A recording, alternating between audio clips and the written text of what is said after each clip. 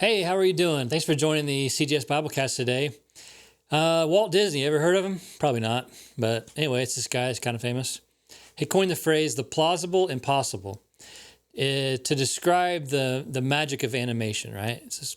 So what's impossible in real life is plausible in animated characters. For example, a giant talking mouse wearing red shorts is plausible in a cartoon world. A duck in a sailor suit is completely believable. In Christian life, it's the opposite. We have a God that is the implausible possible. What seems implausible for us is possible for God. We see this in John chapter 11. Let's read it here. John chapter 11, verse 39. This is the story of Lazarus.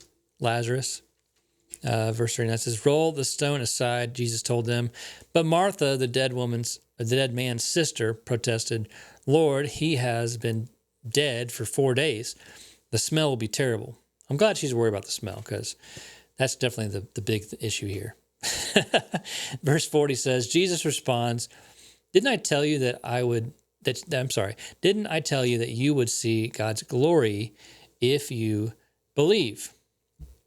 So, I don't know if you're familiar with the story, but you have Mary and Martha. These were friends of Jesus, and they couldn't understand why Jesus didn't come to heal their brother Lazarus when he was still alive. So when Jesus asked them to open the tomb, Martha objected in disbelief. What's the point? He's already dead. Why would you even bother it? Because you're late. You missed the boat. It's not possible. It's not even plausible.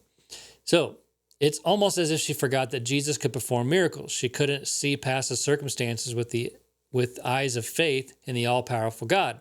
Maybe her first gut reaction was, why the insensitivity towards my brother's memory and lack of regard for everything and everyone, having to cope with the stench of the bodily decomposition.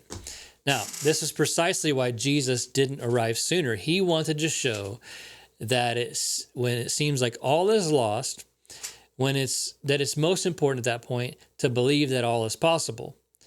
That said, that sad, dark day became a day of celebration and a time of gratitude that would soon mean so much more for them in retrospect, as it foreshadowed Jesus' own looming death and resurrection. In fact, it would become the most crucial moment in all of history. As Christians, we're here to glorify God. So for us to live a meaningful, purpose-filled life, it's contingent on the day Jesus sprang victoriously from the grave, forever defeating death and securing God-filled eternity for those who believe in God's implausible possible power and call Jesus both Lord and Savior. Now, we can have unfettered confidence that no matter what happens in this life, that one day we will see Jesus' face in heaven.